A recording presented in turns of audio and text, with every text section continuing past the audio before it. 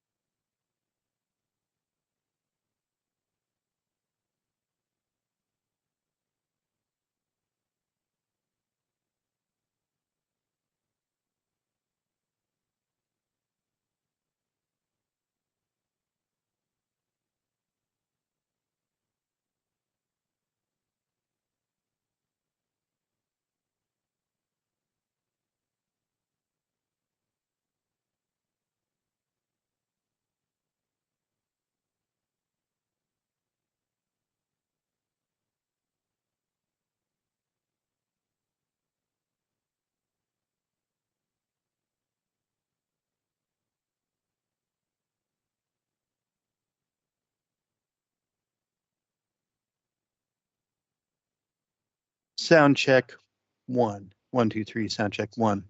1, 2, 3.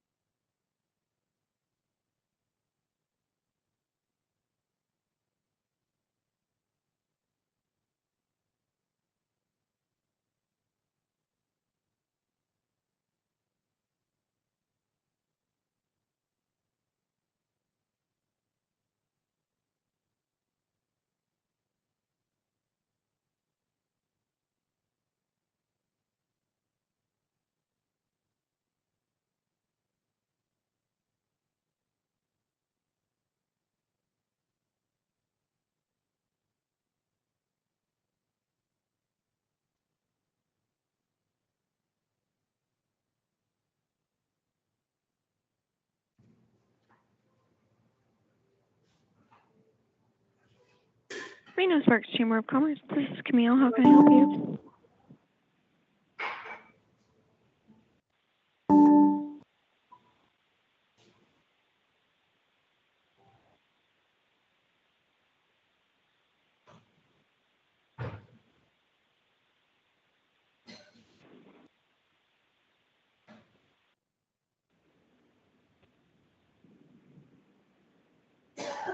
Hello?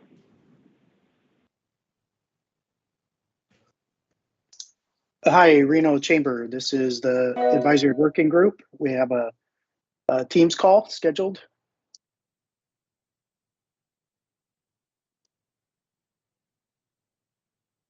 I'm on. Can you hear me? Yes, we can hear you, Ann, and see you. Okay, perfect. Thank you. This is Chris from Go Ahead, just checking my mic. Sounds We good. can hear you too, Chris. Thank you.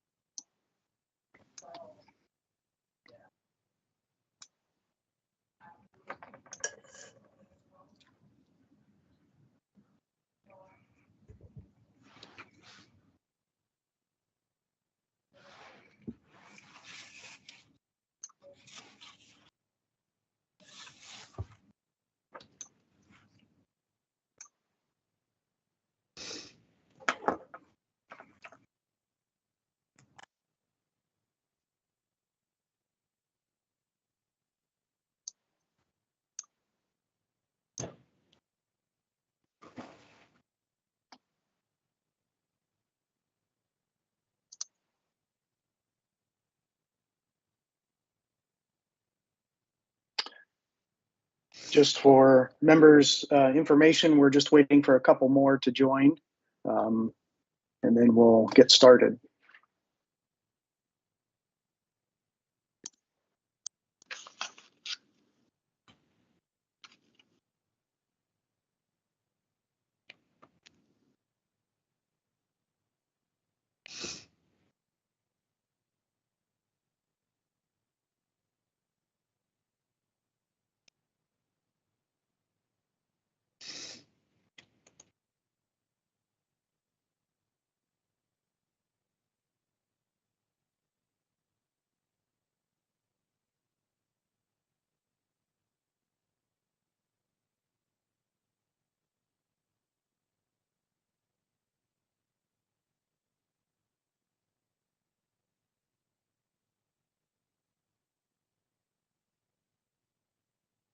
Okay, just a quick check here. Virginia, are you on the line?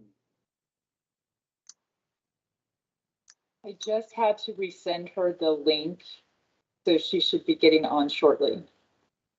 Okay, thanks for the update.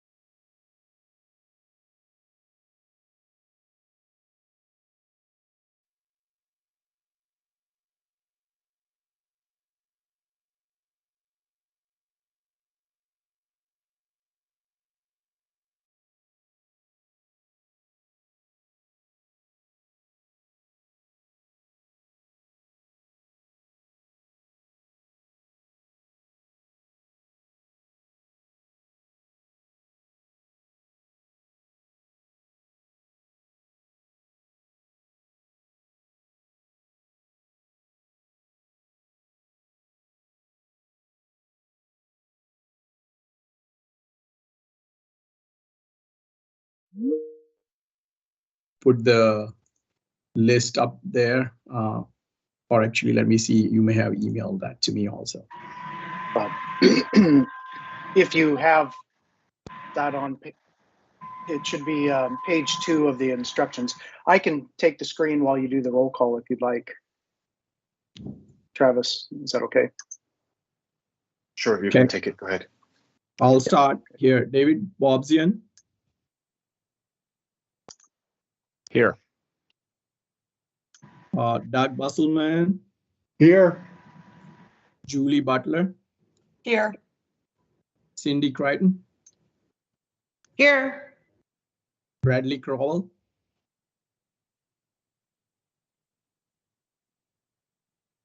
Kyle Davis.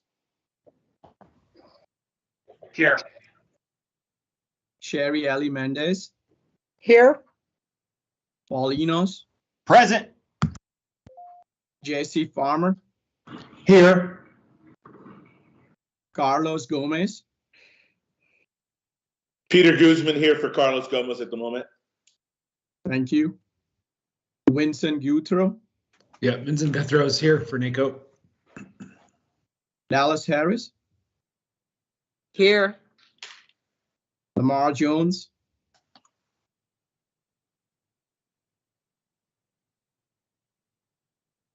Craig Madole. Here. Chris Martinovich. Here. MJ Maynard. Here. Daniel Monroe Moreno. Here. Paul Brodkan. Here. Joey Paskey. Greg McDermott for Joey. Hey, Greg. Julie Reagan. Good morning, here. Chris Sanchez. Good morning, I'm here. Ann Silver. Here. Marie Steele. Here. Christina. Here. Kathleen Taylor. Bill Thomas. Here. Madam Chair, Virginia Valentine, you on? I am. I'm here. And Bill Wellman. Here. Hey, Bill. Okay. I think, Virginia, I'll pass this to you then.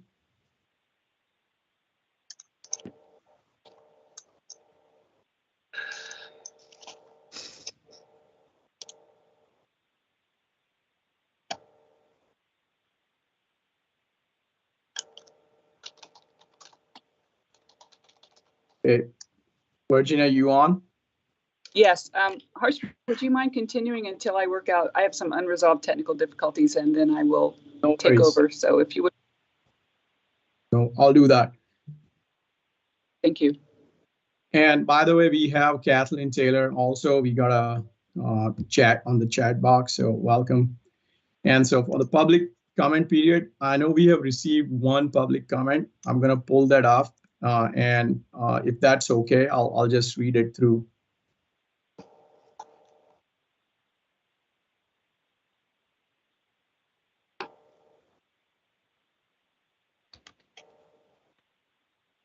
Okay, the comments from Sarah Lee Marks. Dear AWG, please take note that the DMV already charges electric vehicle owners who purchase the special electric vehicle plate over $100 in specialty plate fees. Should you decide you want to leave additional fees on electric vehicle owners, you need to consider the people who have already paid for the plate. The DMV website says the additional fees for purchasing this plate go to maintaining the roads. So if I own this plate, are you double dipping me with your RU charge?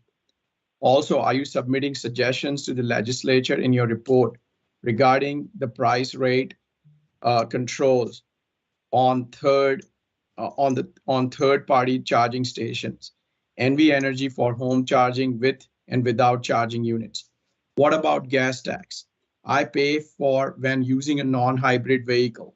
Will you allow me to submit my gas receipts for a refund against the RU fees when you charge a flat fee or RU by mile on my electric?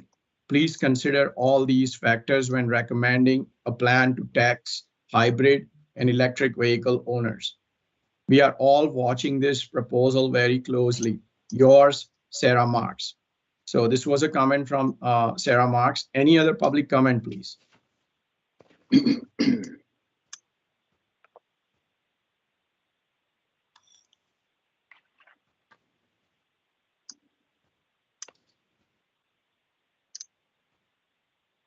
Okay.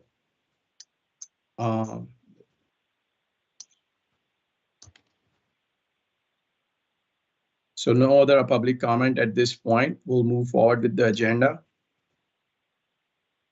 The next agenda item is for Jeff to share the new information that we have learned about the two flexible funding options. So Jeff, go ahead. All right, great. Thank you, Harshal, and good morning, everyone. Just as a preview for today's meeting, I'm sure a lot of you were perhaps surprised that we downsized the time of the meeting and that it's no longer in person. So just to set the stage for what we're going to talk about next, as you may recall from the April meeting, the committee was, or the working group was sort of trying to right-size different funding options, including flexible funding options. And a big component of that, at least financially, as we did the work, was the GST and the various ways in which a GST could be implemented, or I guess you could say transferred or reallocated from general fund purposes. As a secondary source, one that didn't seem like it was rising to the top, but it was kind of in reserve, was also a delivery fee. After the April meeting, the Legislative Council's Bureau flagged those issues for us. They brought some new information to our attention, basically having to do with some of the potential implementation constraints. Travis is going to talk about those in a moment. But given that new information and the fact that it was such a, GST anyway, was such a large component of the committee's working group's assumptions, we need to look to them for some more research results. And we didn't think that we would be in a position to have the results of the research in time to justify a full day-long meeting where we had hoped to put draft recommendations in front of you. You'll still see those recommendations a little bit later in this meeting, but there's going to be a very large asterisk next to a couple of them. Just in terms of what this means for the rest of the project schedule, although today is an update meeting, we would call it, and then we'll end with a lightning round where we would just at least want to get your reactions to the high-level recommendations as they stand today, subject to change because of the ongoing research. We do expect to push forward through the summer, drafting the more detailed recommendations, including findings and conclusions, and rolling in all of the information that this committee has collected over the last year into a draft final report, so that when we reconvene at the September 13 meeting, in person all day in Las Vegas, you'll have more information in front of you, and you can press forward with decision making at that time.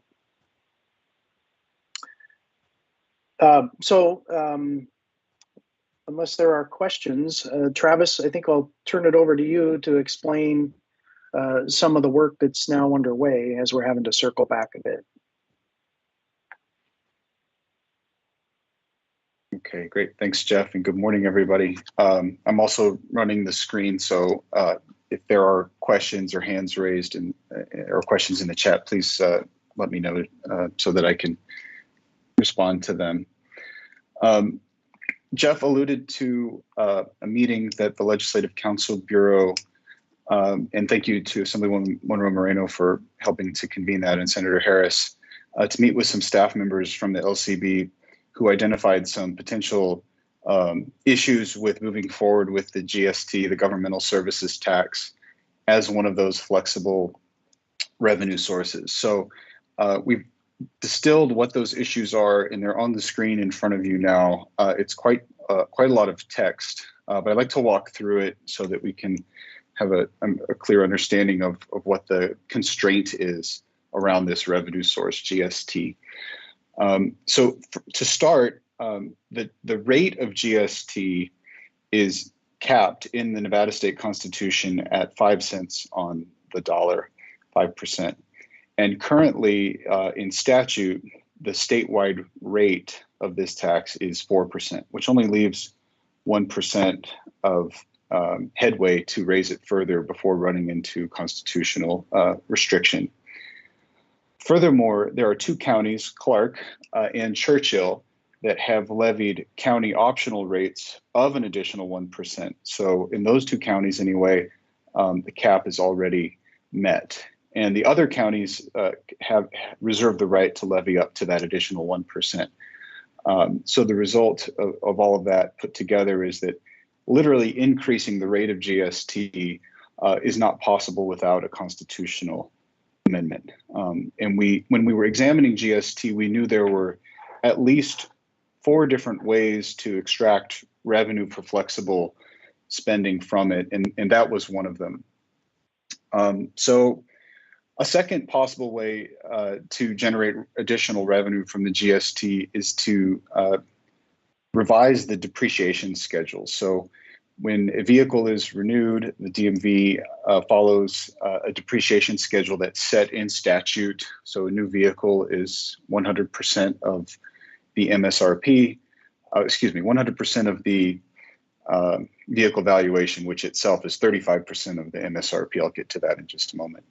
And then as vehicles age, there's a depreciation schedule set in statute that gradually brings the value down over time. The legislature actually made some adjustments to that schedule in 2009, increasing the percentage at each year of age. So for example, instead of being perhaps 90%, it's now 95% after 1 year. So those types of changes have been made in the past.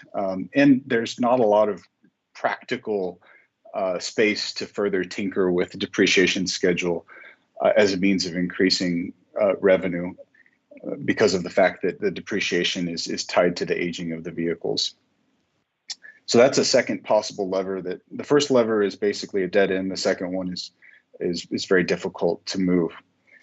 The third possible workaround, which is the third bullet here, by statute, the valuation of a vehicle that is the basis on which the GST tax is applied is equal to 35% of the manufacturer's suggested retail price, or MSRP. Now that is a statutory percentage, 35%. So in theory, that could be increased. So just to put it in real terms, let's suppose you have a vehicle valued using round numbers at $10,000 when it's bought new. I don't know where you could buy a $10,000 vehicle new these days, but just for round numbers, suppose you did. The vehicle valuation would be 35% of that 10,000, or 3,500. Then the depreciation schedule would be applied to that 3,500. So when it's new, it's valued at 100% of that 3,500. And then the tax rate of 4% is applied to that.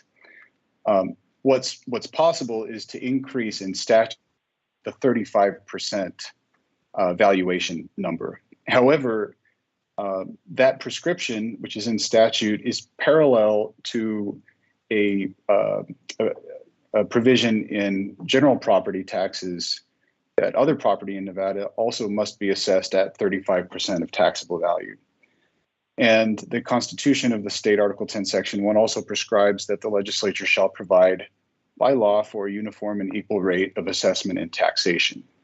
So the question that the LCB staff are researching is whether there is the ability to change the 35% limit or calculation of valuation of a motor vehicle without also impacting the other property taxes in Nevada. One possible source of information in favor of the possibility that you could raise the 35% on vehicles is that the legislature is allowed to exempt motor vehicles from the provision in the state constitution, provided that it provides for a uniform and equal rate of assessment and taxation of motor vehicles. So that's a lot of technical information. but what it adds up to is this third lever is probably the most promising one, but we don't have an answer yet from LCB staff. They are working on researching the ability of the legislature to raise the 35% assessment rule in statute. And we're relying on their input because the LCB staff are the ones who would be advising legislators in session and making determinations about some of these mechanisms when it comes time to get into lawmaking. I'm going to pause there. There is a fourth lever that we've talked about at previous meetings that I'll mention next, but I wanted to stop and see if there are any questions so far. I think Bill Thomas has his hand up, Travis. Sure. Thanks, Travis. Two quick questions. One of them is the LCB saying that in order for the Constitution to be followed, that across all taxes, that there has to be similarity, or is it just within the tax class? In other words, if I understand what you said, 35% was picked somewhere, for some reason, for property. Does that mean it has to be for every other tax at 35%? And no, if it doesn't, then the question would be, do we have a sense of what like a 35% adjustment up to 45% would generate in terms of revenue? So no, this would only apply to property taxes. That's the statute. The statute that where 35% first came from was property tax statute, and then you see a similar construction in the governmental services tax statute.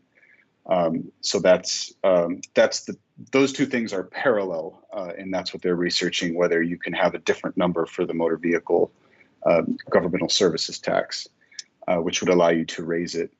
To the question of how much more revenue, if you had the ability to lever that number up, the 35%, it could be a pretty significant way to generate additional revenue from the GST.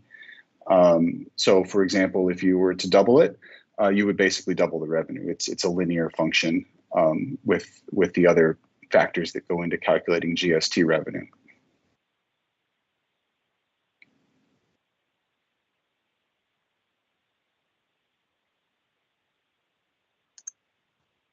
I don't see any other questions or hands up.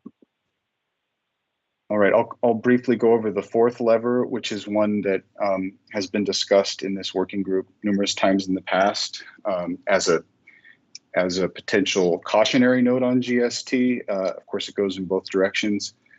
Of course, the governmental services tax overall provides substantial funding, not just for transportation and the state highway fund, but for local government and non-transportation purposes as well. It is one of those mechanisms that is specifically named in the Constitution as not having any restrictions applied to how the revenues may be spent.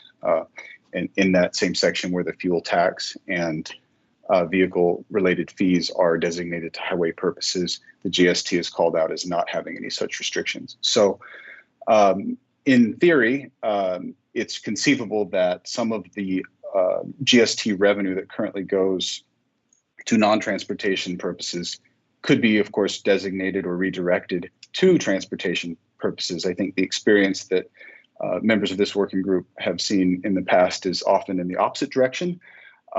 Nevertheless, the possibility exists for additional GST revenue to be directed as a policy matter in statute back to transportation.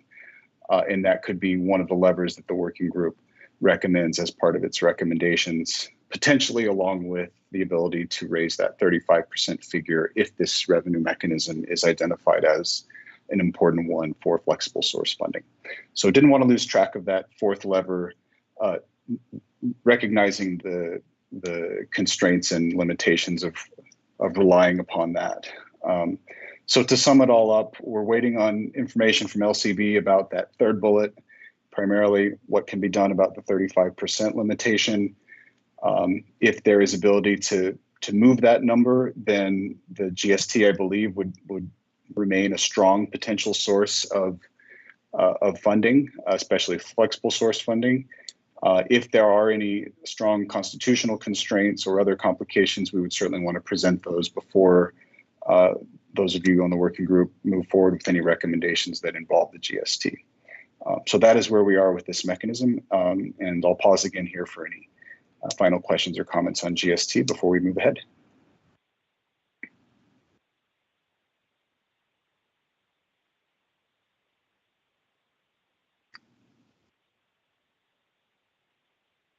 Okay, I'm not hearing or seeing any.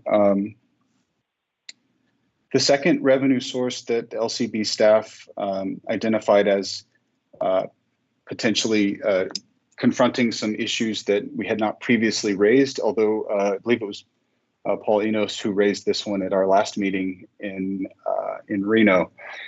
This is the delivery fee on tangible goods. One of the potential issues that this fee could run up against, and there is again some uncertainty that LCB staff are researching, is whether an additional fee that's collected coincident with a sales tax on tangible goods would conflict with the streamlined sales and use tax agreement, which is a multi-state compact of which Colorado, the state that has a delivery fee on tangible goods, is not a member, but Nevada is a member. A number of states are actively considering delivery fees, not just Colorado, although Colorado was the first to implement it. So this issue of how and whether such a fee could coexist with the provisions of that streamlined sales and use tax agreement is the subject of additional research that LCB staff are undertaking right now. And as with the open issue there with the GST, we're expecting to hear from them mid-summer with their findings. So short version on this one, the issue that Paul raised back in April on this mechanism is the one that the LCB staff also flagged and will be reporting back on.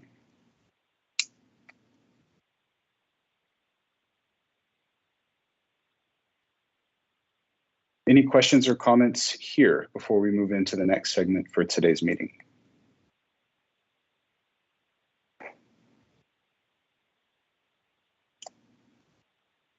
Okay, well, I will pass it back, and I should mention, Jeff, the LCB staff did indicate they didn't see any issues with any of the other mechanisms that the working group had been evaluating. These were the two that they wanted to flag and bring to our attention that they're going to be providing this research and results on. So I'll hand it back to you now. Jeff, does that just for every? Sorry, go ahead. Go ahead. I was just going to say there is a question in the chat box, or maybe a comment, Travis, if you want to just take note of it for the record. Cool. I see. So the question in the chat is a suggestion to check with LCB staff to see if each county could, through statutory provisions, determine if they want to raise the assessment value, for example, from 35 to 45%. The argument would be that it is uniform amongst all taxpayers in a county, but not necessarily all counties in the state.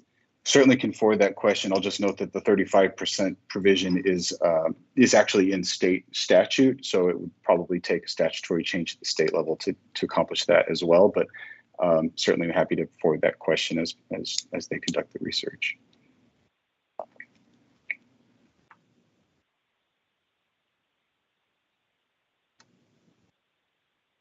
Jeff, does that conclude the discussion on new issues? Yes, it does for now. That's all the information we have to report out at this point. We'll be circling back with members if we learn anything between now and our next meeting. Okay, well, keep us posted. That was a very interesting discussion about what is actually possible and not possible without further legislation. The next item is results of further research, state level funding for transit in other states. And I believe we have a presentation from Mike. So Mike. Thank you very much. Good morning, everyone. I'm Mike Rabinos with CDM Smith. So a few weeks ago, the project team was asked to review the state level transit funding practices for all the states around the country. Today, I'm here to present those findings to you. The data collected for this effort is sourced from publicly available information on relevant programs and funding sources. The project team also consulted additional sources that cataloged known programs to confirm this data that had been gathered. So this discussion will review examples of these formats and sources, though I want to note that these examples are just pieces of the full list of known programs. States have provided funding for transit systems in a range of formats that draw from several types of funding sources. Some funding mechanisms have been in place for decades. Others have been enacted in the last few years.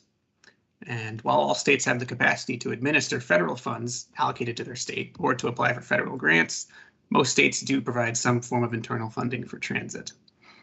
Based on our research, the project team put together groupings of most common funding formats and funding sources, as you see on the screen. And so we will now dive into these groupings in a bit more detail, starting with transit funding formats.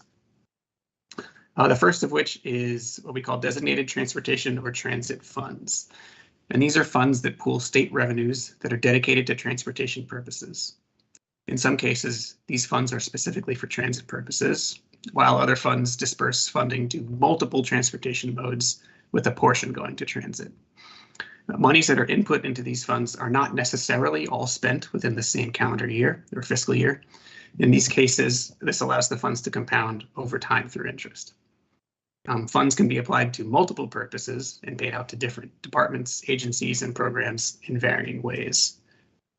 So an example of these types of funds of a designated transit fund would be the Oregon State Transportation Improvement Fund, created in 2018 by the Oregon legislature. It's derived from a 0.1% new payroll tax and generates about $115 million per year. Funds are distributed to 4 different programs, the majority of which goes to a distribution-based formula. The remainder go to multiple grant programs and a resource center that helps out rural transit providers. Next slide. So this slide is basically a pamphlet from the Oregon DOT that describes the successes that can be sourced from the statewide Transportation Improvement Fund, including improving operational capabilities, increasing equity and access, and reducing emissions. The increase in rides and service hours are particularly striking with this. Next slide. The next funding format we'll talk about are formula-based distribution programs, which use a formula to automatically distribute funds to eligible transit providing entities. The exact formula is usually determined within an enacting piece of legislation or by the program's managing agency. Formulas can be based on a range of factors that are usually applied in conjunction with one another. These factors can include whether it's a rural or urban system, the population of a transit operator's catchment area, operator revenues independent of the program, and a range of transit performance metrics such as revenue miles, ridership, numbers of vehicles in service, things like that. A good example of this would be the California State Transit Assistance Program, which has been in place since the 1970s, one of the programs that have been around the longest in the country. Funding is sourced from a sales tax on diesel fuel, so the funding fluctuates every year based on those prices. For the upcoming fiscal year, there's going to be about $735 million made available. This program is managed and distributed by the state controller's office, so Caltrans doesn't really have much to do with it. And funds are distributed by population and operator income. That's the formula that they use. One interesting piece is that transit agencies can use funds for both capital programs and transit operations. The State Transit Assistance Program can be the main source of operations funding for smaller transit agencies in California. Next slide. Competitive grant programs, these tend to operate similarly to federal competitive grant programs, which you may be familiar with. There's usually a dedicated grant application timeline that eligible transit operators must adhere to, with the managing agency deciding on funding distributions according to a determined set of criteria. Most competitive grant programs are designed to fund capital projects, with eligible agencies applying to their respective state DOTs. The monies awarded from competitive grant programs are usually used in conjunction with federal funds. In some cases, these funds can count as the local match share for the federal program, while other state programs will require the applicant to provide a local match share of their own in order to be awarded the state funding.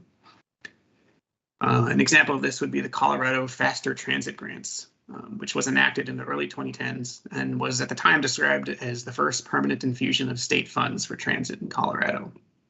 It provides $15 million per year, $5 million for local transit grants, $10 million for statewide projects. Local grants are awarded competitively by regional CDOT offices. Statewide project grants are determined by the Maine Colorado DOT office. Eligible applicants are required to provide their own 20% local match for these funds. And funded projects have included new transit vehicle acquisitions, construction of multimodal stations, and bus stop program improvements. And then the final grouping we'll talk about is what we call indirect funding, though it cannot be classified as direct funding like the other programs. Some states have passed laws that allow for counties, municipalities, and other local and regional jurisdictions to implement taxes within their own boundaries in order to fund transit. In many states, it is necessary for the state government to remove this hurdle to allow for local taxing measures to be adopted for transit. So just two quick examples are New Mexico and Georgia, which passed legislation to allow for counties served by the New Mexico Rail Runner, which is a commuter railroad that connects Santa Fe and Albuquerque, and Atlanta's MARTA, which is a subway and bus system in metropolitan Atlanta. These measures were passed so that the local counties could implement tax increases that funded the transit operations of these services. So now switching gears to transit funding sources, we'll be going through the 5 major categories of these sources. You'll see some mention of programs that we've previously discussed in these. The first grouping of sources, the source grouping would be vehicle-related fees. And these are charges that are associated with vehicle registration and licensing. One example is the Iowa State Transit Assistance Program. This is derived from 4% of fees for new motor vehicle registrations and accessory equipment. And another example is the Colorado Faster Grant Program, which is funded by 2 annual surcharges on motor vehicle registrations, supplemental surcharges on overweight vehicles, incremental fees that are added to late motor vehicle registrations, and daily fees on rental cars, which provides a nice transition to the next major source, short-term vehicle rental taxes. Many funds and programs utilize these taxes as a way to tie transportation system usage into transportation and transit funding. And on the screen, you can see a short list of state programs and funds that utilize this source. Often this is utilized as part of a package of other sources. Next slide, please. Fuel taxes are another common source for states to tap into, with several programs being funded by a portion of taxes on motor vehicle sales. The California State Transit Assistance Program is funded by small tax on diesel fuel sales, as we talked about previously. We won't spend much more time on this since this is not currently feasible in Nevada due to constitutional limitations on the expenditure of fuel tax revenues. So shifting slightly out of direct transportation. Oh, back one slide. We'll now talk about dedicated percentages of sales taxes, which some transit programs do derive funding from small increases in specific or the overall sales tax within the state.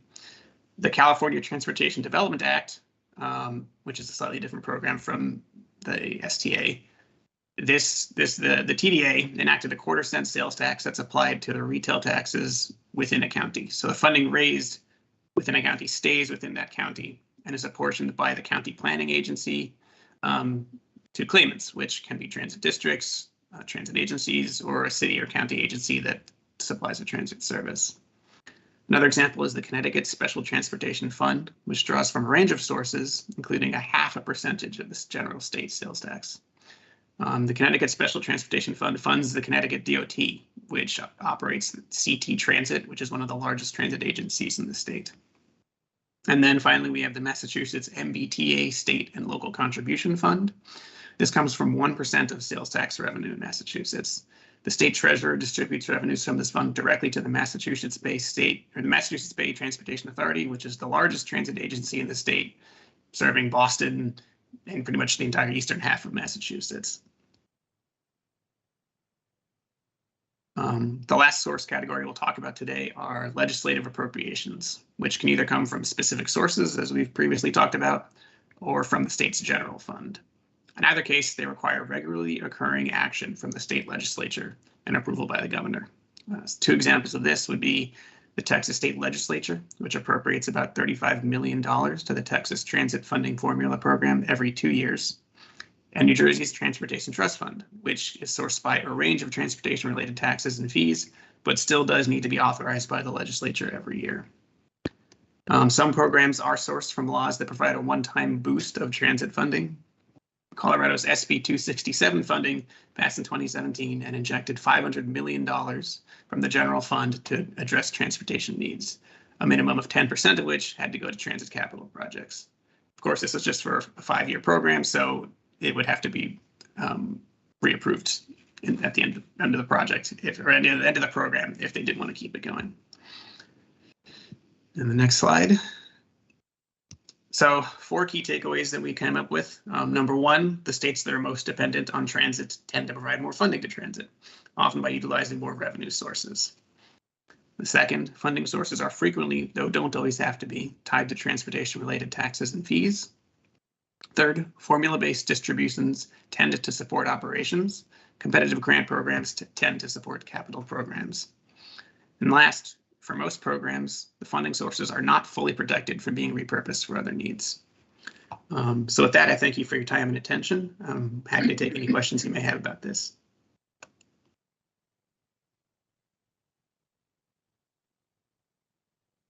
I'm not able to see if people have raised their hand, so I'm hoping someone can give me a little help with that. I thought I saw a hand up earlier. Paul, I don't know if that was you or maybe that was related to the prior topic. I had a question about the indirect, but I just want to clarify. Did you say for the local government jurisdictions taxing authority, because it was breaking up for a moment, was that a function of the county that was in those 2 sample states, or would that be a function in Nevada? I just want to clarify the point. Okay. So for indirect funding, the state had to basically pass a law saying that local municipalities and jurisdictions could basically tax themselves. So in these 2 cases, only the counties that are served by those transit services implemented a tax on themselves to fund the operations, so not the whole state. Got it. So it'd be a function through the county, not the cities or the regional RTCs. Yeah, counties and cities, they usually come together in a transit district to do it. Okay, thank you. No problem. I have a question. Has this, you all are probably aware that the RTC in Clark County has a kind of parallel track looking at transit funding methods. And I'm wondering if this information that you are showing for your research on transit has been shared with that group. I don't think we've shared that directly with them yet, but that's something we could do, right, Jeff? Yeah, in fact, we let them know that at least early on that this research would be underway, and we're happy to share not only everything we've presented today, but all the source data as well. I think that's a good idea.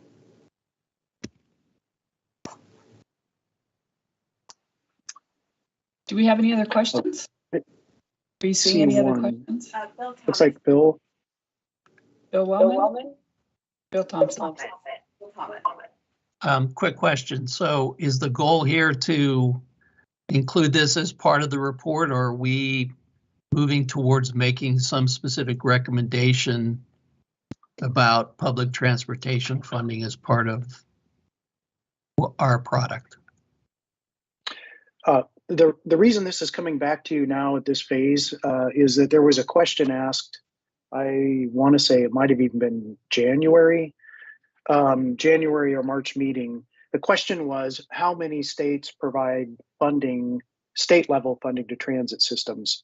And I think that we tried to answer that and say, you know, there were 46 or 44, but as it turns out, the question was more complicated. So one of the AWG members then said, well, that's fine to know statistics, how many, but what does that format look like?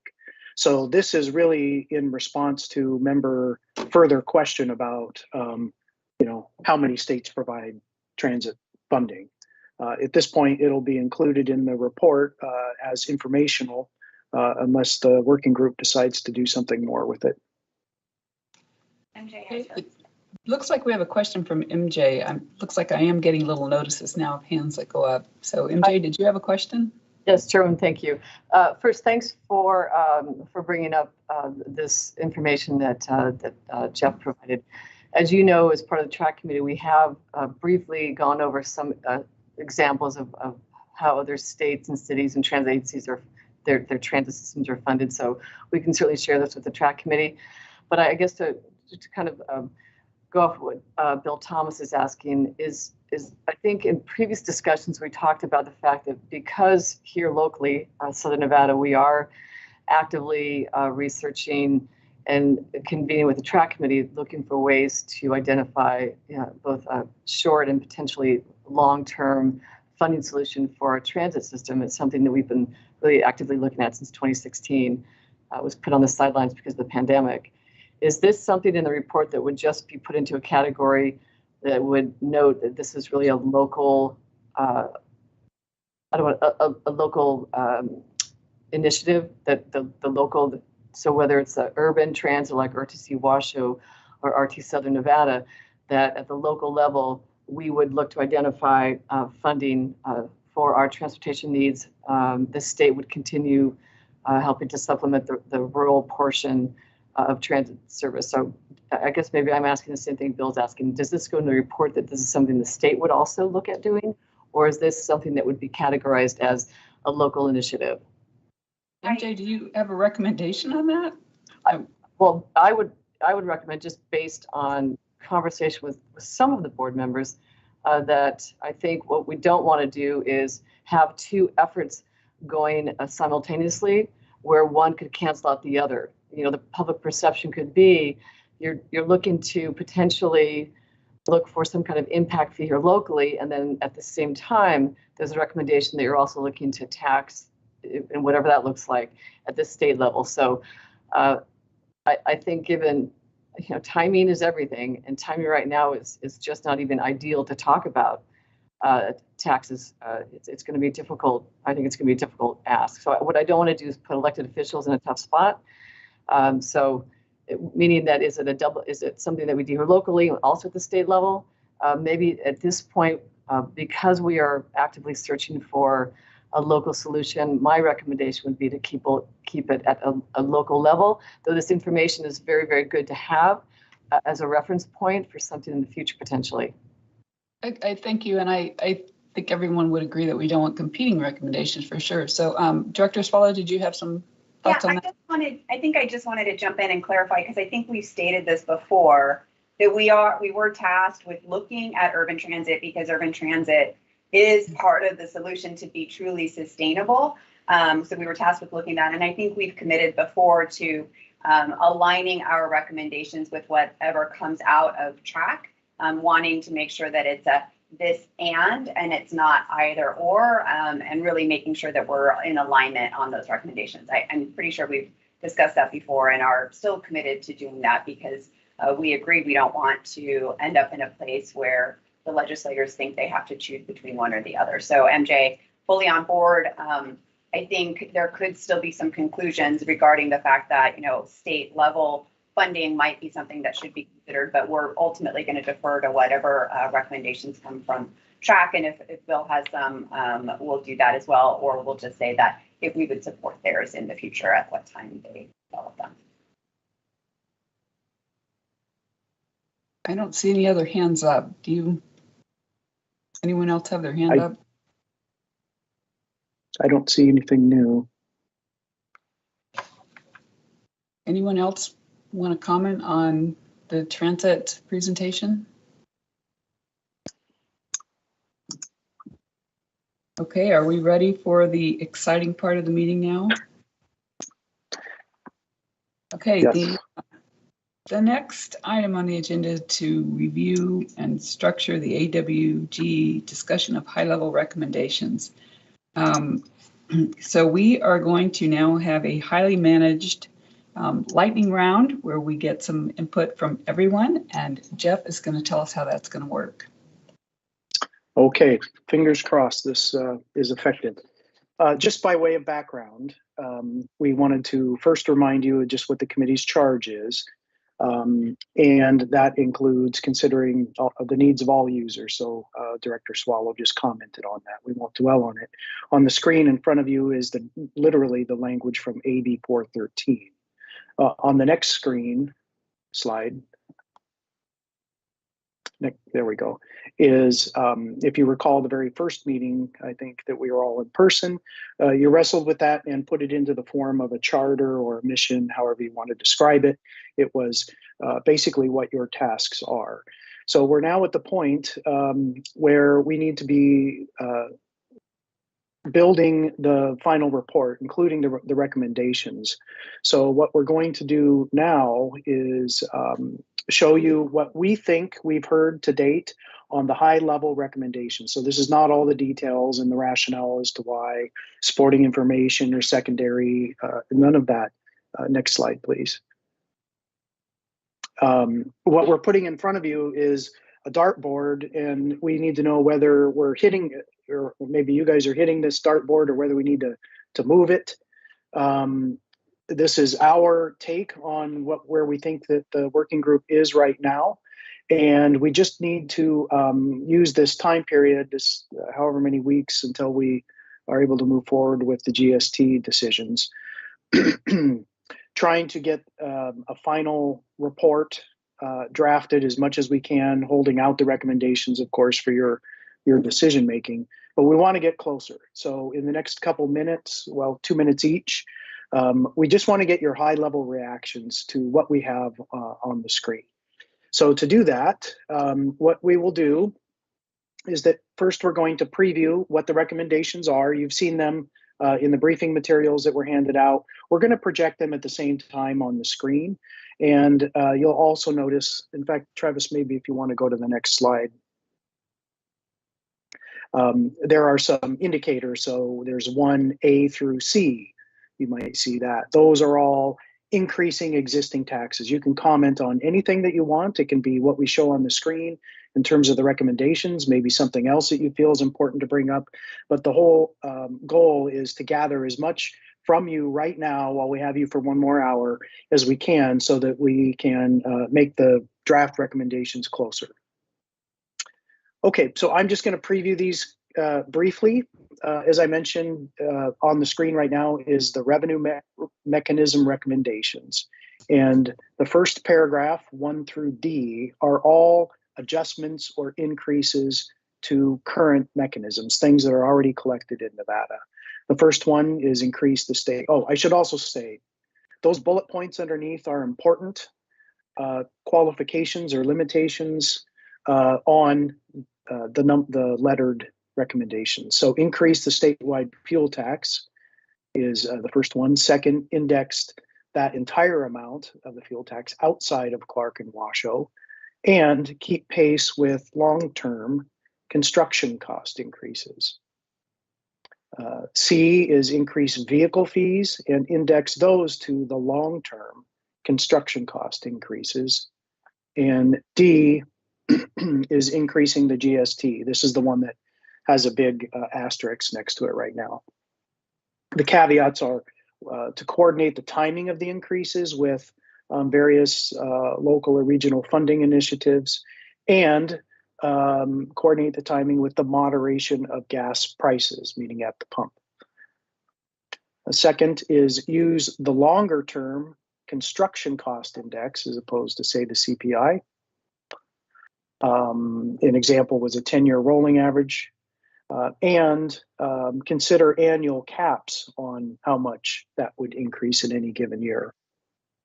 A third qualification is, or direction, would be to work towards harmonizing the indexing of these statewide taxes, starting perhaps by indexing the increased tax and state tax outside of Washoe to construction costs, similar to how it's done elsewhere. And then finally, as a caveat, just making sure, or trying to find ways to make sure that those taxes are more transparent. So those are the highest level draft recommendations on increases of existing taxes. The next two are both new mechanisms.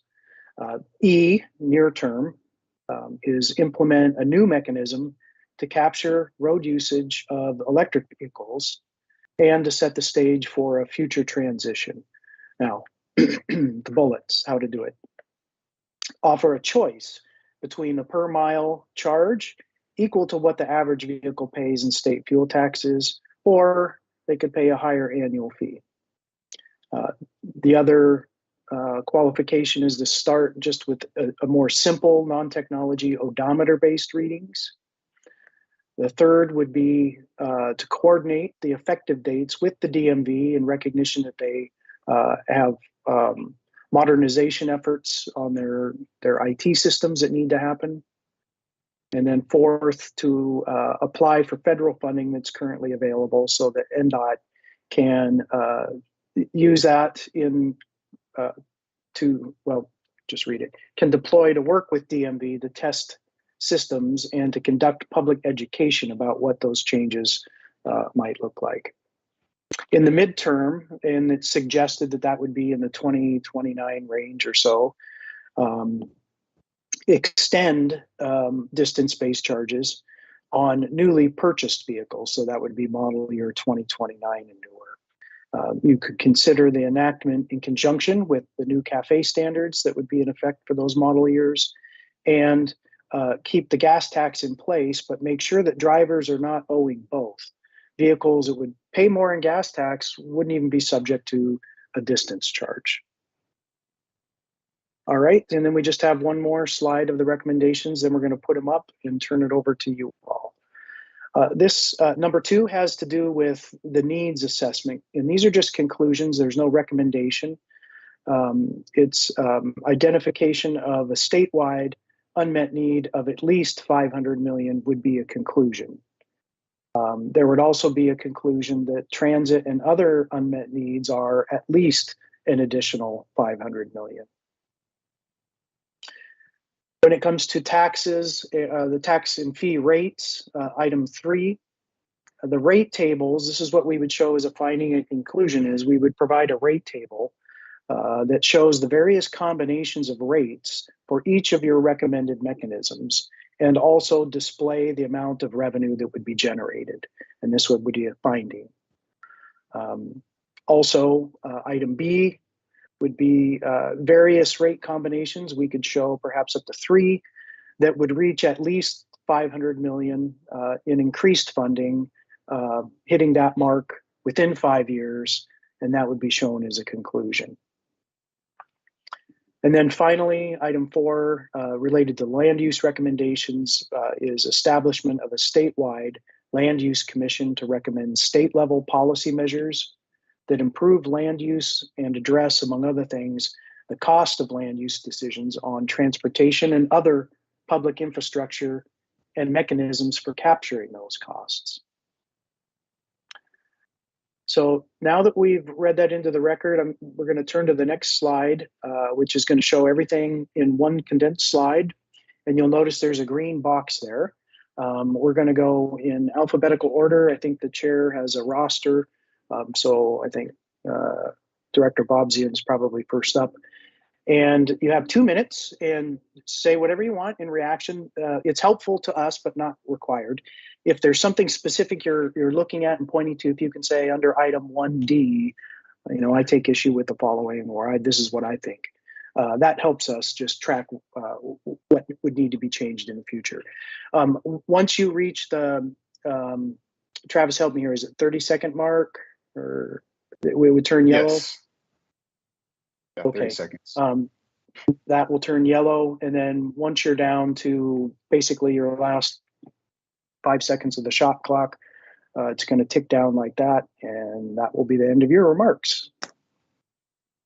Jeff, are you looking for the members before we start to refer to, I noticed you've got some green alphabetical letters next to these things. Are we trying to use those for our comments? Are those basically the things you want the comments on? The comments can be on anything that members have on their mind that they think is going to help us get close. I put those green markers in there in case you did want to take up a specific provision and wordsmith or modify it in some way, just so you could find it quicker. Great. I think that will be helpful. Director Bobzian, are you ready to give us your 2 minutes?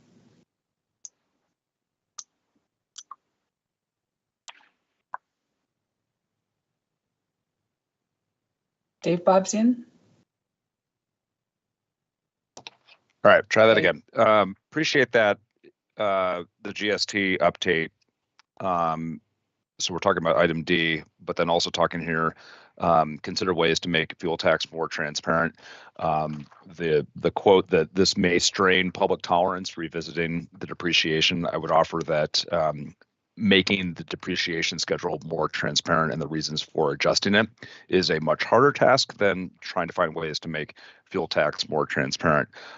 I want to probably focus most of my time on E, the near term, the choice between the flat higher annual fee for EVs and a per mileage charge equal to what the average vehicle would pay in state fuel taxes. To really fully potentially support that, we're going to have to really look at that rate table that's listed in recommendation or item number 3 to see what that balance looks like, to better understand what kind of a schedule we are thinking in terms of what DMV projects in terms of how long it's going to take for them to get their system up. In other words, if the flat fee on EVs, any consideration of that is going to be a bridge for a future per mileage charge, we need to have, I think, a better sense of how long that bridge is when the bridge ends. I think my greatest concern about this is knowing the pressures that will be on lawmakers when this suite of recommendations comes forward. I can see some of the other ones dropping off fairly quickly, and then we're left with just that E in an attempt to solve all of our issues. Lastly, on land use, the commission, I think that's important. We don't want to lose sight of that. That was a specific legislative charge. Ultimately, if that commission comes forward, they're going to be looking at another tax issue that's driving our land use patterns, and that is property tax depreciation.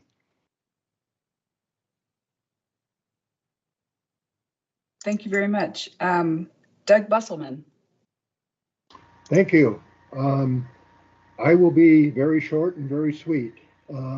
Last night, I made a point of driving around to see what some of the fuel prices were in Washoe County.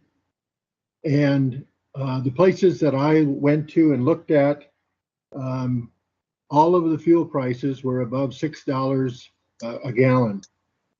We're going to have another increase in Washoe County the 1st of July. My information says that the indexing will probably bump up fuel taxes by another 2 cents per gallon. Currently in Washoe County, the federal, state, county, and indexing tax is now 93.5 cents per gallon for gas and 88.9 cents for diesel. Given the rate of where we are with the fuel prices, also given the fact that we're looking at inflation at its highest level in the past 40 years, I am not prepared to support any kind of tax increase. Especially, I will not be supporting any kind of indexing. I am adamantly opposed to indexing in all its forms. The E has some potential, I think, for looking at new revenue for those vehicles who are currently not paying a fuel tax. And that could be an option that we might be able to look at. Thank you. Thank you. Next, we have Julie Butler. Julie? Hi, thank you. Just in general, the DMV's ability to implement any of these recommendations really is going to depend on effective dates and the level of complexity that is introduced into this. So we just have some general questions. In terms of 1C, it wasn't clear what was meant by vehicle fees. Are we talking registration fees? Are we talking registration and GST? I don't believe this committee has discussed indexing vehicle fees to construction costs. So again, the more complex that we make this, the longer lead time we're going to need. Also wasn't clear what annual caps mean. Does that mean like property taxes, once you reach a certain threshold, you don't pay any more in property tax? Or does that mean it goes up every year and it's capped by the percentage it can go up? That was unclear. In terms of 1D on increasing GST, and this has already been discussed, but we would really want some sort of guarantee that the funds couldn't be swept by the state for other needs and would actually be devoted to highway fund. And then to Bill's question from earlier, having a different rate of GST per county would add complexity for the department to have to deal with. And again, anytime we're adding complexity, it adds time. On 1E, we do like offering a choice, but the devil would be in the details. How would the average vehicle gas mileage be defined? What's the methodology? What does start simple mean? Does that mean we're going to start with what DMV already collects in terms of odometer or some other solution? We're looking with our modernization, we're several years out before we could be in a position to do anything, or we could maybe look at outsourcing options.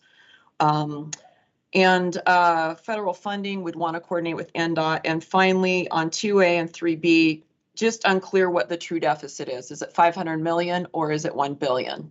So thank you. Thank you, Julie. Cindy Creighton. Good morning, everyone. So I'm agreeing with what everybody's saying, and I would like to add to what Julie just said. When you talk about the complexity of having different GST in different counties, that speaks against the Nevada Taxpayer Bill of Rights, because we talk in there all the time about equality and the make sure it's transparent and it complies across the board. Speaking of the Taxpayer Bill of Rights, I wrote a note here on the screen that said the key takeaways, and it was the number 2 item where it talked about funding sources are frequently, though don't have to be, tied to transportation related taxes and fees. And again, the Nevada Taxpayer Bill of Rights speaks directly to that, to nexus and equality. There was another issue today that came up about parcel delivery fees, and I know we're still researching that, and I know it's very controversial in Colorado. The one thing that I haven't been clear on in any of the states, I know the thought is to capture some of the delivery fees from Uber and Lyft, with a lot with Uber Eats, but and those food items. But I'm not clear if it just goes to, if it's directed toward items that sales and use taxes collected on. Are we not going to capture flour deliveries and auto part deliveries and things that have a sales tax attached to them? So I wanted to get that in the record on delivery fees. And I think my last item was the item number E in the near term. And I know we've talked about that possibly being a new source of revenue. What I don't see that we've discussed or come clear on is when we're talking about road usage and distance charges, how, even though we have the odometer setting, how do we determine how many of those miles are Nevada miles? So if I'm traveling, frequently across state lines, if I have 5,000 miles on my car on the odometer, is that road usage all going to be designated to Nevada, even though maybe only 2/3 of it is? And those are the final remarks. Thank you. Thank you, Cindy. Bradley Crowell.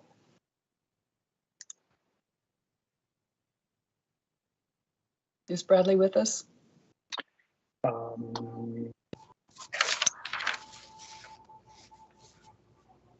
Brad is on. This is Kathy Erskine. I'm his alternate. Brad is on. I think he might be having some technical difficulties.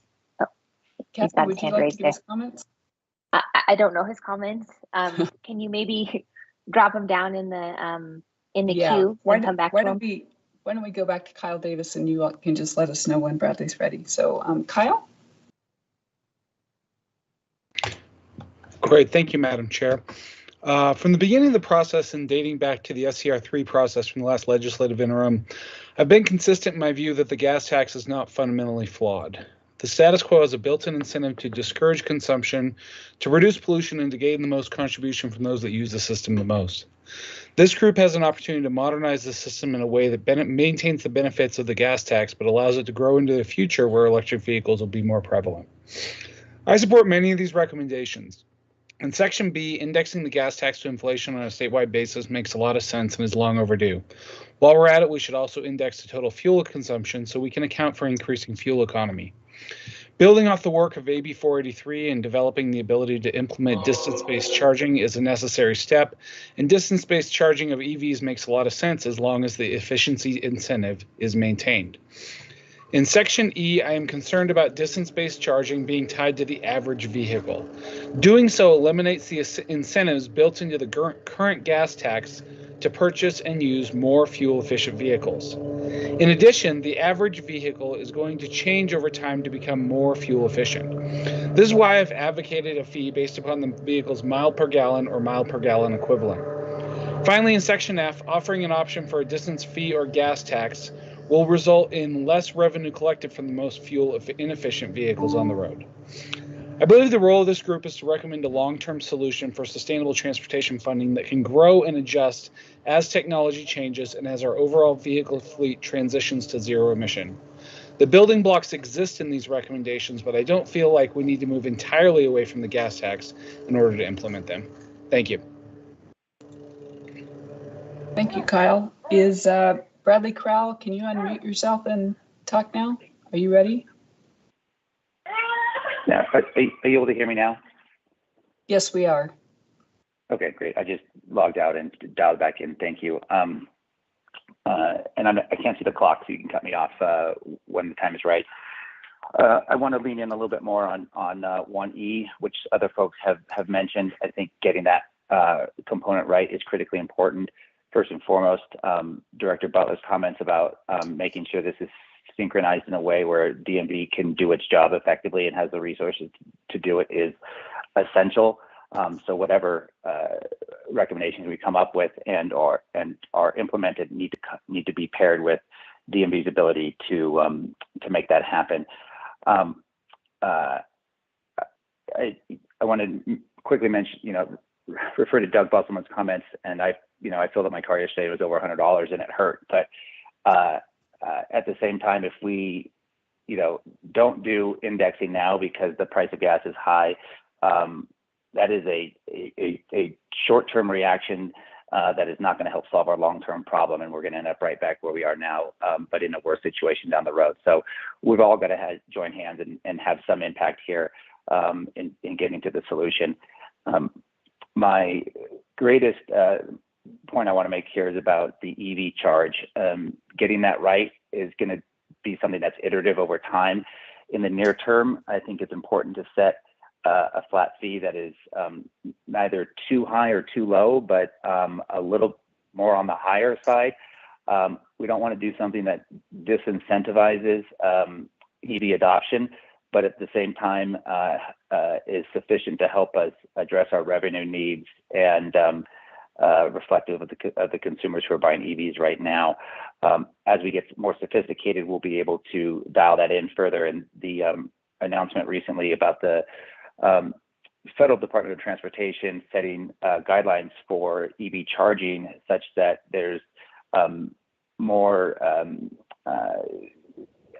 reliability, but also more data sharing and availability, such that we know how much energy is being used, how long it takes to charge, et cetera, et cetera. More data will help us get this right over the long term, but we have to start somewhere, and it's important to get that usage fee in that sweet spot to help us with our funding, but not disincentivize EV adoption. Okay, thank you. Do you want to wrap up real quick? Are you done? I think we're about out of time. I'm done, yeah, go ahead. Yeah, thank you. Okay, all right, thank you very much. Next, we have Vice Chair Harshal Desai. Thank you, Madam Chair. Harshal Desai, ACEC. Again, most of these conclusions and recommendations are aligned with all the discussions that we've been having in the past. So appreciate you all doing that. I have two key comments. One of them is everything that we are doing is based on the conclusion that, hey, we have an unmet need of $500 million, and we are trying to mitigate that need. And so I think it would be it would be very beneficial in the report, in the final report, when we put together that there's enough data and transparency that defines that need.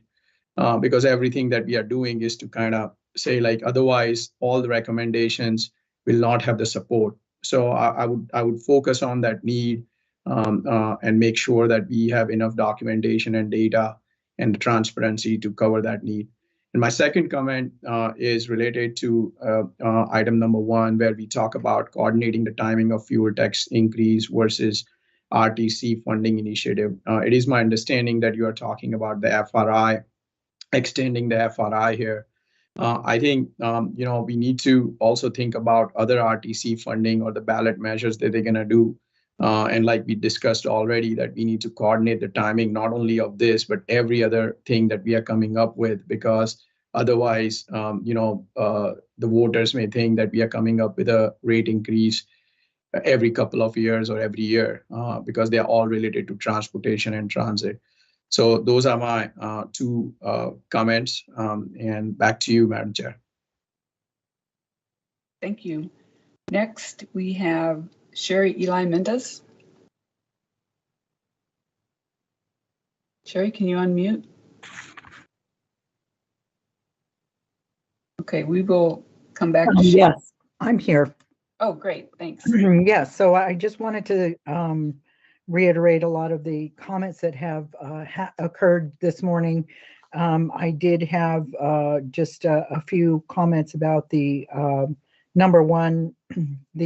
I'm hopeful that we can find a way to make the fuel taxes more transparent, and how we can reiterate that to the community and to legislatures to to outline what that would look like, because that was one of my concerns or comments during our recommendation period.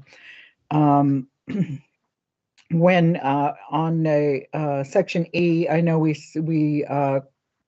there was some discussion about starting simple odometer reading, and I believe that we already do that. So I wanted to also clarify, what does that mean, and how that would be implemented across the board, because that is something that's already being, I guess, used when registering vehicles. The medium-term vehicles that will pay more in gas tax would not be subject to distance charges. The equity of what we're going to do then would be a little bit more equalized, but of course, across the board in 5 to 10 years, we're not sure what that's going to look like. So more of the considerations in those areas are important. I look forward to seeing the findings and conclusions tables, because the visuals will help me to solidify the discussions that we've had and where we're going with the recommendation. Thank you. Thank you for your comments. Mr. Enos. Good morning, Madam Chair. For the record, Paul Enos, Nevada Trucking Association. Appreciate the comments on the parcel tax today. Just want to remind everybody of one point. We cannot tax the United States Postal Service. That is an issue that I have with that tax, where we are creating a competitive disadvantage for private sector folks. Let's talk about E. I 100% agree with Mr. Davis, and I know that's something that we don't hear a lot, but in terms of taking the elegance of a very efficient system that we have with a fuel tax and applying that to electric vehicles, where we do have that equity, we do have that fairness, and we have the smallest number of taxpayers possible paying that, which to me would be at the utility level, just like we have with the distributors that pay the fuel tax, I think is the smart way to go. And I do think that is what we should ultimately aim for. I know it's difficult right now with vehicles that are being charged at home, but we can do it with commercial charging stations. We can do it. I will offer up my folks, your medium heavy duty trucks, to be the guinea pigs on that. In terms of the fuel tax, I know this is an academic exercise. I think it is the most efficient tax that we have, and it is one that we do support. However, I really appreciate us talking about looking at this when things moderate, because we're at a time today, just looking up here on my screen, where the average price of a gallon of diesel in Reno is $6 in the Reno market, $6.70, $5.98 in Las Vegas. I think it is incumbent on us to make sure that any tax we look at, taxpayers get the most out of that dollar. I know we've all experienced getting less out of that dollar at the gas station, at the grocery store. That's the issue that I have with the road usage tax. That's why I think a fuel tax is better. And with that, it looks like I'm coming in on the wire. Thank you. Thank you, Mr. Enos. Next, we have Jace Farmer. Thank you.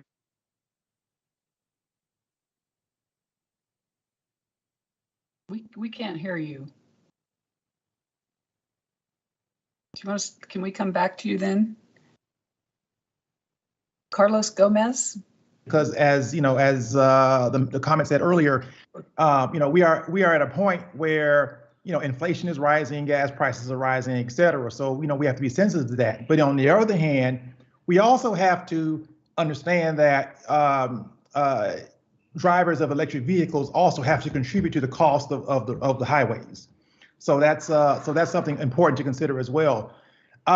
I don't recall in our discussions, and Paul kind of alluded to this a moment ago, but I don't recall in our discussions that we really got into talks about charging stations, right? Because I ran across a report done by one of my colleagues, Shashi Namizan. He's the director of the civil engineering program at UNLV, and he did a report in Alabama where they explored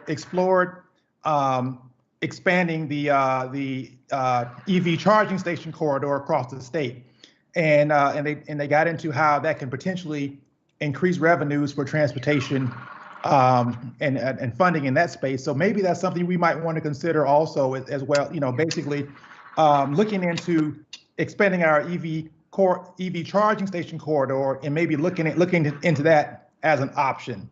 And I'll be glad to share that report with the committee if need be. So those are my comments. Thank you. Thank you. Carlos Gomez? Good morning, Madam Chair. Carlos Gomez, for the record, Latin Chamber of Commerce. And overall, I concur and I agree with the recommendations that this board put together. But I want to mention that on letter C, we need to keep always in mind social equity. Remember when we had the discussions how much you will pay a used Ford truck versus a Tesla, and the charge was $500 for a very old truck versus $30 Tesla. Is not social equity there. And on letter E, also on EVs, this tax is for cars, light, medium, and heavy vehicles. Am I correct? So motorcycles and bicycles, electricals are out. So it's another comment. And also, I agree to start with a fair flat fee to all EVs, because that will compensate to the for the needs for the funding. And just my last comment is on the $500 million on number 2 and draft high-level conclusions. The $500 million will be per year or 5 years period. Thank you.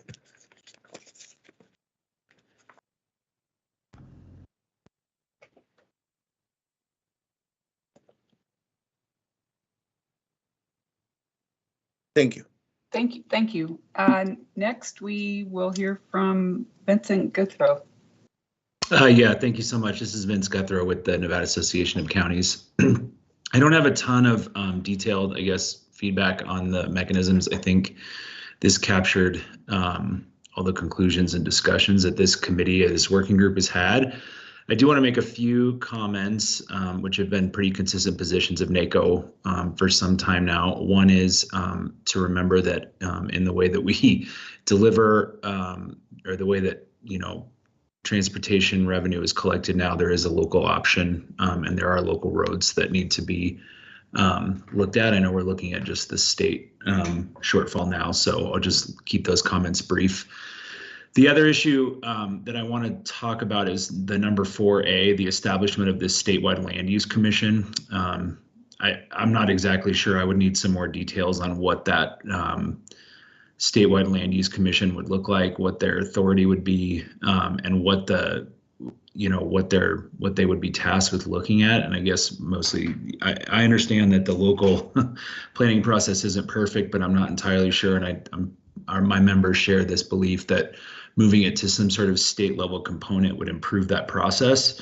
But I would just need some more information there to see what that would look like. So looking forward to the draft in September and sort of talking this through more, but I don't have any other feedback, any outside of anything that's been suggested already. And thanks for capturing all this information for us. Okay, thank you for your comments. Senator Harris? Hello, everybody. I'll just keep my comments kind of brief because I think as Assemblywoman Monroe Moreno will bring up later, we really want to make sure that the recommendations are organic and come from the working group and that we don't drive too much. But I will just say that I appreciate all of the work that the committee's done and everybody bringing their expertise to the table. And that we are, in fact, looking for a real long-term solution to our funding issues. I don't know if we're going to be able to meet that high goal in the short term that this working group has had together, but it does seem like we're definitely making some steps forward. So I just encourage you all to continue what you're doing, and we appreciate it. And know that the legislators on this working group will be willing to push for the recommendations that you all make, regardless of how difficult they may be politically. We want to make sure we're bringing a good, sustainable solution to the table. So thank you all. Thank you for your comments, Senator. Next, we will hear from Lamar Jones.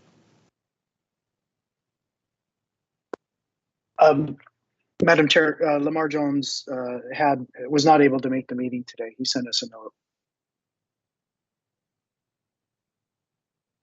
Okay, thank you very much for letting me know that. Then we will hear from Craig Madole. I guess it is still morning, so good morning.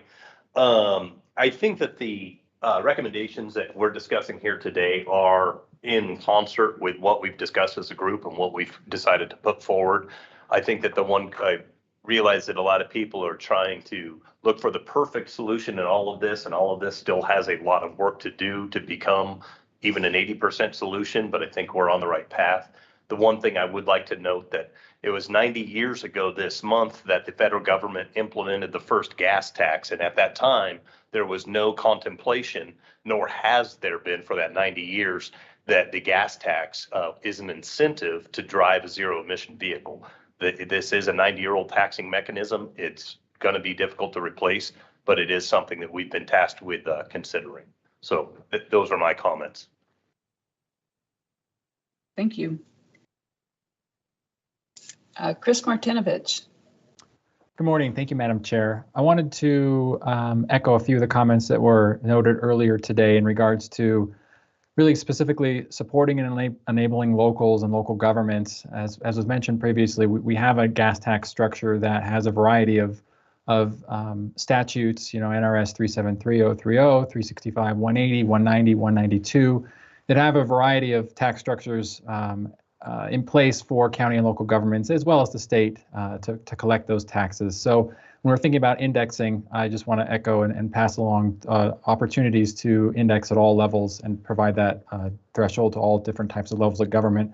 Leading into 1E, similar to what was mentioned earlier, developing a formula for EVs, and I think the gas tax structure is an excellent basis to create that. But how do those fees from EVs and other things get distributed if it's not a taxable type structure similar to the fuel tax? If it's a fee or something like that, how does that money that's collected get distributed back down? What's the formula? Is it based on VMT, or how does that get echoed through? similar to 1F, that comment reflects through. You know, if vehicles pay more gas tax and not the distance charge, or vice versa, how does that collection of fees and taxes get distributed back down? Lastly, I wanted to mention on 4A, the land use recommendations. I think I would generally be in broad support of a larger discussion on land use. I think there are some challenges, as was mentioned, regarding local specific items. But specifically, my concern would be if we look at locals or development creating more connections or more options for transportation, who's then responsible for maintaining those? If it's not vehicle, then if it's transit, if it's multimodal, things like that, does that pass the burden on to the locals? And so when we're talking about funding mechanisms, I would encourage all of us to consider all of those different levels and modes. So that was what I had. Thank you very much. Thank you. MJ Maynard? Thanks, Madam Chair. I have continued to keep my RTC Board of Commissioners up to date and briefed after every working group meeting. They have varying opinions. They certainly understand the importance of this effort and are very anxious to learn more. There is a sensitivity around fuel revenue indexing, and certainly the fact that the indexing piece here in Southern Nevada does expire in 2026. So I think that they have asked for more information regarding just the idea behind fuel taxing, generally speaking, statewide. There's conversations that occur almost every month from some commissioners regarding a charge for EVs. And I think there could be some varying opinions from the Board of Commissioners. And then there's also a conversation about, I think, really understanding the long-term solution. I think that is the goal of this commission, particularly around potentially a road usage charge, and they would like to learn more about that. And then finally, the board, RTC commissioners are very sensitive to 4A and land use recommendations. They have gone on record that there is a sensitivity around a statewide commission put together rather than leaving this at the local level. So I look forward to working with Director Swallow. She is part of the RTC Board of Commissioners in an ex officio position. Our commissioners would like to receive a report on the recommendations before they prior to taking a position. And I'll yield back all time. Thank you. Next, we have Assemblywoman Monroe Moreno, and I hope you'll talk to us about the difficulty of awarding tax with any recommendations. Good morning. And first thing, I just want to thank you all for the months and months and months of getting together and the work that you've put in on this working group. I truly appreciate it. Much like what Senator Harris had said, I believe that it's our job as the legislators on this working group to make sure that the suggestions that come out of it are organic from you guys, because it's coming back to us from the legislature. We don't want to be influencing what those decisions are. However, I do want to highlight that whatever comes out of this working group, if it's revenue, our goal is to look at long-term solutions for highway funding in this state. And we know that there's going to be some short-term bumps, some pains along the way, but the ultimate goal is what is the long-term solutions to our highway funding overall. And to get there, we may not always find the perfect, but ideal would be great. And knowing that when we go back into the legislative session, whatever comes out of this, we're committed to helping move it forward, but we need you all to stay engaged, to stay involved, to support, especially if it has to do anything with revenue mechanisms, those recommendations. Those will require a 2/3 vote in the legislative body. Those are heavy lifts for us as legislators. We're ready to take on those heavy lifts, but it's going to have to take all of you behind us supporting that during the legislative session in your communities, carrying the message back to your communities, as we will be doing, as why these things are important, looking at the long range solution, knowing that right now we're all hurting. I filled up my car the other day and it was $102 and I wasn't at empty. So knowing that we're hurting right now, everyone, but we're not going to be hurting always, but we have to fund our highways over the long term. So that's all I have to say. Thank you very much. Paul Moradkin. Thank you, Virginia. Paul Moradkin with the Vegas Chamber. First, I want to thank the consultants for putting this together. I think we've had some very thoughtful discussions throughout this process, and today also on this exercise. From the chamber perspective, and to the comment, as some of us do represent boards and members of the community, the Chamber Government Affairs Committee has been briefed on this, of course, but we haven't taken formal positions yet. But to the point that was just made to the Assemblywoman, I think, for the chamber perspective and looking at a holistic approach of multiple conversations occurring in the community right now for needs throughout our state, I do think there is a genuine concern on the sensitivity of 1A about the fuel tax increase in this moment. So obviously I know we're all aware of that, but I think though timing is always an impact on these conversations. So I just want to be transparent about that. And regarding to E, I think, first of all, I think it's important to ensure, and this has come up in the conversation this morning, we want to ensure there's equity and contributions from both gas vehicle and EVs. They both use the roads. We both need to ensure they're both contributing to maintaining the system, especially to the point that was made earlier.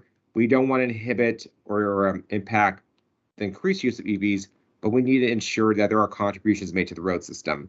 And I do think, and I know NDOT's been doing a great job on this, we definitely want to maximize our utility of the federal grants that are available in terms of bringing additional dollars to the state. As many of you know, Nevada is a donor state, so more efforts that we can to capture those dollars back to our state benefits all of us. And then finally, on this land use recommendation process, I think the chamber does have, if it's going to be successful, we need to understand the scope, but the composition of that commission will be essentially important to success. And then finally, I just want to say I do agree with the comments that were made with delivery fees. And I know it's on the topic for today from the Taxpayer Association and my colleague from the Taxpayer Association. I'm sorry, the Trucking Association. So thank you, appreciate it. Thank you, Paul. Joey Paskey. Thank you, Madam Chair. Greg McDermott filling in for Joey Paskey.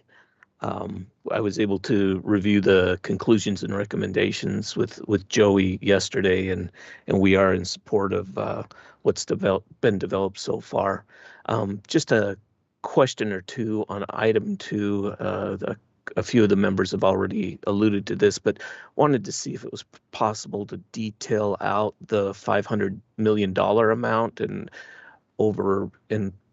what's that horizon timeframe for that deficit. And another question on it, the last sentence is transit and other unmet needs. Is it possible to detail out what those other unmet needs are? Are they bike and ped projects, or would they include bike and ped projects, I guess? That's all I had. Thank you. Julie Reagan. Thank you, Madam Chair. Julie Reagan, Tahoe Regional Planning Agency. Our board, in its capacity of the MPO, hasn't taken up any of these formally, like many of you have spoken.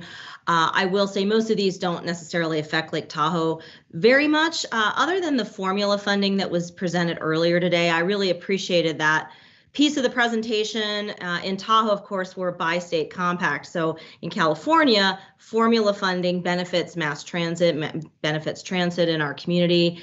So it would be nice to see that explored more, if that can be worked into the final analysis of this report.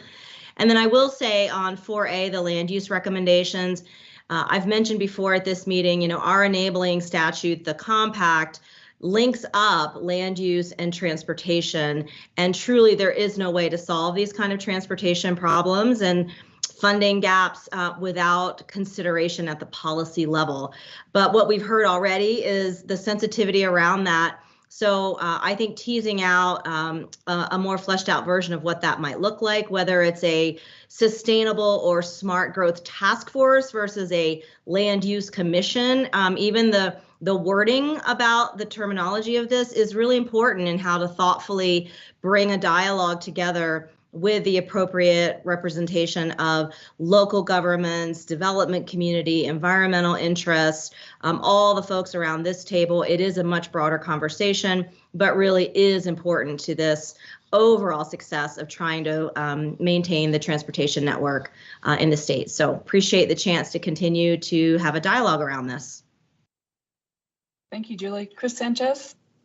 Yeah, thank you, Chair, and I'll also thank the project team for getting us to this point. A couple of things, keep in mind that the state agencies have sustained a 22% reduction as a result of the pandemic, and that will be sustained over the next biennium. So some of my observations kind of are anchored in that, but that the analysis considers the needed capacity of the appropriate state agency to administer the new programs, meet additional staff requirements, and acquire new supporting technology. That the corresponding changes to agency budgets are identified. Also consider the state matching requirements for new grants and whether the state has the capacity to administer the proposed grant opportunities, and define the mitigating circumstances that could impact successful grant acquisition and implementation. The other comment pertains to the land use and establishment of the commission. We're looking at different models kind of statewide as well of cross-jurisdictional planning and assessing. A lot of it anchored in some of the water challenges we're facing here in supply chain. So we're interested in exploring that a little bit further. There's a lot of very good questions that have been raised about this model. All I'll say is that we would like to join those conversations as they mature about what that commission could look like and its mandate. So thanks again. Thank you. And Silver? Yes, thank you. Can you hear me? That's yes. Muted. All right. First of all, thanks to all of my colleagues. This is incredibly comprehensive. But in speaking from viewing this from the lens of our chamber members, over 2,000 businesses, a couple of comments. Early in the conversation, somebody mentioned, there being no public appetite, certainly for tax increases, and we're all very sensitive right now to potential recession, inflation, gas prices, et cetera. But I think public education is critical, particularly when it comes to identification of the unmet statewide need for at least $500 million, and then the unmet need. I think people have to understand what we're talking about in real raw financial terms before they're going to get their arms around any of these recommendations. I do agree with 1E, and our executive committee has looked at that. I think I echo Paul from before. I think implementing a new mechanism to capture road usage of electric vehicles and the stage for a future transition makes sense, but I understand from Julie, we have to figure out what it means to start simple with odometer readings and coordinate with DMV. As far as the land use recommendation, much like the prior speaker, I think chambers should be involved on that statewide committee, so there's an opportunity to have the voice of business address the correlation between land use and transportation and public infrastructure. They're both going to go hand in hand. If we're going to turn more land over for development, we're going to have to talk further about infrastructure needs and transportation needs before we turn over land to development, be it commercial or residential. I'll leave my comments at that point. Thank you. Thank you, Anne. Marie Steele? Thank you, Chair. Just quick, agreement with this is a great framework of the conversations that we've been having. But obviously, as all of us are policy evaluators, the devil's in the details. So, just want to remind everybody, sticking to the fundamentals that we've been talking about in the pillars. Obviously, transparency has been hit on as well, implementation and any potential unintended consequences. But I think this is a great summary. I'll echo with everybody just from our perspective, right? A land use commission, would definitely want to see more on that and make sure if it were to happen would be constricted to just that. And but certainly just want to thank everybody for it and look forward to the continued conversations and the full report. Oops. Thank you, Marie. Kathleen Taylor.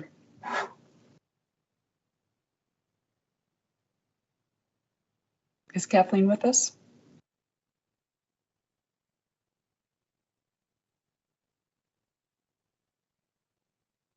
Okay, we'll come back to Kathleen. Bill Thomas. She's speaking, but she's muted. Oh, okay. Kathleen, could you unmute yourself? Okay, thank you. There are two areas I would prefer to see changed. I recommend the removal of item 1A to increase vehicle fees due to the fact that Nevada has the highest core sales tax at 8.25% in the nation and ranks 5th nationally as the most expensive state to drive in the United States. This would continue to be a cost burden to all drivers of vehicles registered in Nevada.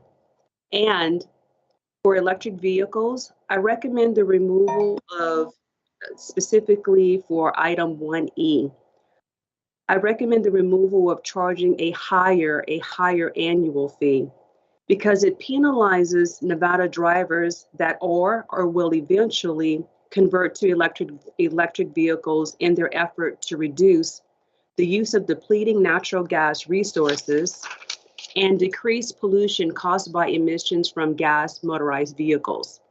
Higher annual fees penalize owners of electric vehicles instead of supporting their efforts to use a greener energy source or option. Thank you, Madam Chair. Those are my comments. Thank you for your comments.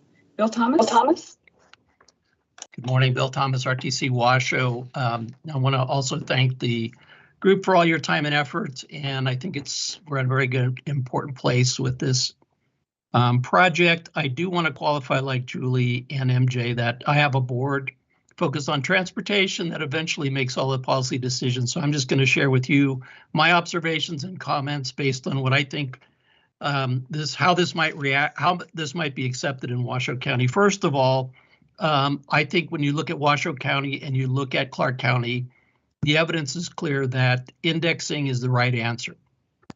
You might say the amounts and the quantities and the way it's done is arguable, but at the end of the day, it's allowed us to keep up with the increasing costs. And I'll just give an example. We recently opened a bid where it was 50% more than our engineer's estimate. So I think it's not shocking to any of you to know that the cost for building and maintaining roads are going up much faster than our 2-cent increase in indexing. So I don't want to talk about the big picture of $6, but I can guarantee you that 2 cents, if we didn't do it, would not make a difference on the gas of $6 that we're paying right now.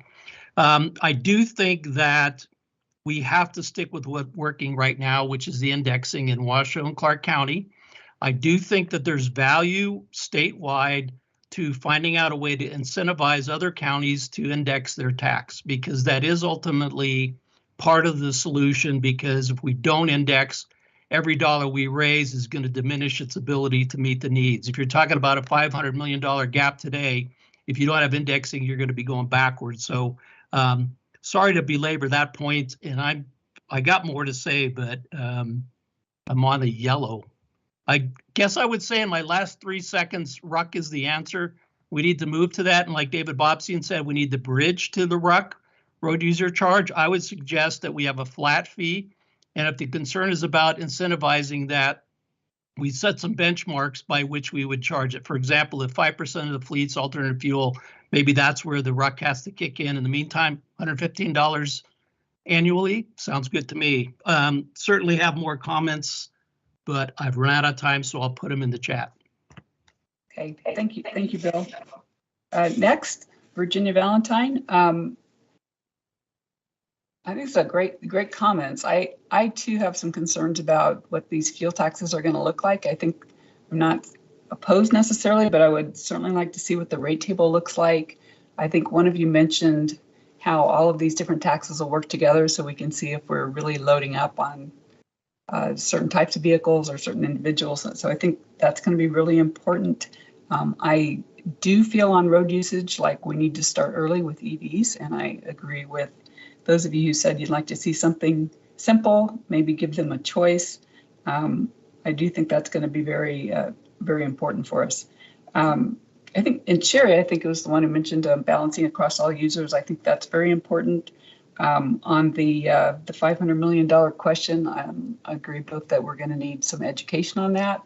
And I also would like to see kind of what that looks like when you say it's going to other things. I think it's important that people have a clear sense of what they'd be paying for if they're going to support any of these. I am still getting input from my members, so I'm not going to speak officially for the association today. I will say on 4E, that was a pretty good input I think we got there. Counties are so different. I'd be interested in seeing how that works. I think most would probably resist any kind of control happening at the state level, but I do think it's worth a discussion on setting statewide policies. And with that, those are my comments for now. So we can move on to Bill Wellman.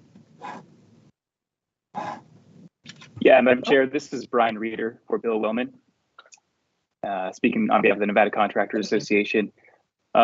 Overall, NCA is supportive of what we have here. However, there is one important change that we think the group should consider. Under 1B, we think that we should index the entire amount of the fuel tax statewide, but also include Clark County and make this enabling for the elected body of each county. That way we give the Board of County Commissioners, including in Clark, the authority to continue indexing. If we do that, we can count on the revenue from FRI to continue beyond 2026, when, as we all know, under current law, it will need to go back to the ballot. It's proven successful in Washoe and Clark, and we think it just makes sense to do everything we can to make sure that we continue to have that revenue. Thank you. Okay, thank you. Jeff Doyle, do you have any, that I think concludes all of our 2-minute input sessions. Do you have anything else you want us to do before we go to the second public comment and the announcements? There is a hand up because I think Christina Swallow's alternate, Sandra Rosenberg, still needs to get on the record if we could. Yes, thank you, of course. I'm sorry. Sandra? That's okay, thank you. Yes, Director Swallow had to step away. I did want to add some of the comments from NDOT's perspective. It's been, many of the things have been mentioned, so I'll try and be brief. You know, costs are going up, fuel prices are going up. We all know that, but with those fuel prices going up, so goes our cost of construction. I know many people are interested in a more detailed analysis of that backlog, $500 million. That's part of the complication, right? It's changing all the time, but we are working on a more detailed memo to line that out, and we'll provide that once it's ready to this group. Demands are going up, costs are going up, revenue is going down on a per mile basis. So, and it's becoming less and less equitable as those that can most afford it are paying the least. So we want to make sure we're keeping that in mind. In addition, anything that we do for gas taxes and road usage charges, while increasingly important, does not address the issue of providing alternatives for people who cannot afford to own a car or operate a car. So I do have concerns about the LCB's concerns about GST and other mechanisms that might be flexible. There's a statewide need for non-highway purposes. And so we want to make sure we don't forget about that, even if we can't solve it at this time. I did want to note that the primary purpose of the gas tax is to pay for the roads. Environmental incentives are nice and a benefit, and we're interested in that, but it is secondary to that primary purpose. And an incentive for electric vehicles is also not paying that gas price, not just the gas tax. So at $6 per gallon and just under a dollar in taxes, remember there's that $6 portion or $5 portion of the gas itself that is being saved by electric vehicles. We do expect a huge uptick in new vehicle purchase to be electric or hybrid. Thank you very much. Thank you. Mr. Doyle, any other comments? No, I don't see any from any of the members, and I think that concludes our meeting for today. Nothing else planned. Thank you very much. Appreciate all your comments. And the CDM team, great job as always. This is the time set aside for public comment. If there are any members of the public who would like to be, do we have written comments? Let me ask that first. Any other written comments that haven't been heard? Do we have any members of the public on the virtual call who would like to comment?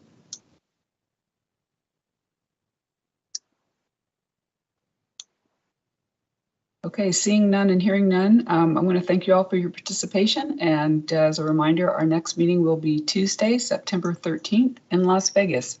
So with that, we are adjourned. Thank you all very much. Thank you. Thank you. Bye-bye. Thank you.